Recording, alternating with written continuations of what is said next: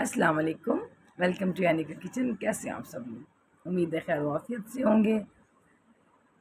पेठे के हलवे की इंतहाई मज़ेदार गर्मा गर्म और शानदार रेसिपी आप लोगों के साथ शेयर करने लगे हैं। बड़ी आसान सी है, जल्दी से रेसिपी नोट करें। यहाँ हमने लिया एक छोटा पम्पकिन, जिसको हलवा कद्दू भी कहते हैं। इसको हमने आराम से ऊपर से मोटा मोटा छील लेना है और उसके बाद हमने इसको क्यूब्स में काट लिया है। छोटे छोटे क्यूब्स में आए, जल्दी से गल जाता है, कोई इतनी परेशानी की बात नहीं। मैंने 2 कप के करीब इसके अंदर पानी शामिल किया। अब हम इसको रख देंगे चूल्हे के ऊपर ताकि ये जल्दी से गल जाए। बॉयल होने का इंतज़ार करेंगे। बस हमने ये करना है कि थोड़ी देर बाद इन पीसीस को ऊपर नीचे कर लेंगे ताकि सारे जो हैं वो इवन तरीके से सॉफ्ट हो जाए। बहुत ज़बरदस्त सा ये हलवा बनता है, बहुत फरमाइश की जाती है इसकी। अच्छा, बहुत कम लोग इसको बनाते हैं। तकरीबन जैसे बाकी हलवा जात बनते रहते हैं अक्सर औक़ात, ये तकरीबन साल में एक आध दफ़ा ही अगर कोई बना ले। लेकिन जो है इसका टेस्ट है वो मेरी फैमिली में बहुत पसंद किया जाता है, शौक़ से खाते हैं। ये अब सारे जो इसके क्यूब्स थे वो इसके नरम हो चुके हैं, हलवा बिल्कुल गल चुका है। देखिए, सिर्फ चम्मच की मदद से ही मैंने आराम से इनको मैश कर दिए, इतनी कोई प्रॉब्लम की बात नहीं है। मैंने अभी नहीं बनाना था तो मैं इसको ज़्यादा चीज़ें रेडी करके रख देती हूँ। मैंने इसको फ्रीज़र में रख दिया था कि जैसे ही मैंने बनाना होगा इसको मैं फ़्रेश बना लूँगी। पैन में मैंने 1 कप के करीब घी लिया है। मीठे ज़्यादातर घी में ही बनाना चाहिए। 3 इसमें इलायचियाँ शामिल की हैं और उसके बाद हमारे पास जो हमारा हलवा हम लोगों ने फ्रीज़ किया हुआ था, आप चाहें तो फ़ौरन उसी टाइम भी बना सकते हैं। मैंने फ्रीज़ कर दिया था, मैंने अब इसके अंदर शामिल किया है। अब इस वक्त थोड़ी सी मेहनत आपकी स्टार्ट होगी क्योंकि हम इसको अब काफ़ी देर इसकी भुनाई करने वाले हैं।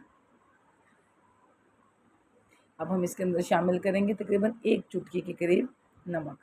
नमक नमकीन चीज़ें में तो आप अपनी मर्ज़ी से डालते हैं, लेकिन मीठी चीज़ों में भी अगर 1 चुटकी नमक डाल दिया जाए, जैसे ज़र्दा में या हलवा में, तो उसका टेस्ट बड़ा अच्छा हो जाता है। 1 कप के करीब मैंने इसके अंदर शुगर शामिल किया। अपने टेस्ट के अकॉर्डिंग शामिल कर सकते हैं, ये भी अच्छा खासा हो जाएगा। क्योंकि वो हलवा कद्दू आपको लग बहुत ज़्यादा रहा था, लेकिन जब वो बन जाता है तो बिल्कुल ये थोड़ा-सा मिकदार में ये हलवा बनता है इसकी भुनाई करने के बाद। बस अब इसकी सारी जो आपकी मेहनत है ना वो इसकी भुनाई पे है। बहुत ज़्यादा भुनाई करनी है। अच्छा, इसकी जो बबल्स जब तक बन रहे हैं, इसका मतलब है कि अभी ये तैयार नहीं हुआ। जब ये पेंदे छोड़ने लग जाए और हल्का-हल्का सा गोल्डन ज़बरदस्त सा कलर आ जाए तो उस वक़्त से हमारा हलवा रेडी होगा। हल्के थोड़े से हट के जो रूटीन से मीठे हैं वो कभी-कभार खाए जाएँ तो अच्छे लग रहे होते हैं। तो इस हलवे को ज़रूर ट्राई कीजिएगा आप। कैसा बन रहा है या आपको कैसा लगता है, अपने कमेंट में बताइएगा कि आपको क्या पम्पकिन का हलवा पसंद है। ये 2 चम्मच के करीब मैंने इसके अंदर क्रश किया हुआ नारियल डाला है। आप चाहें तो अपनी मर्ज़ी के सारे नट्स इसके अंदर डाल सकते हैं,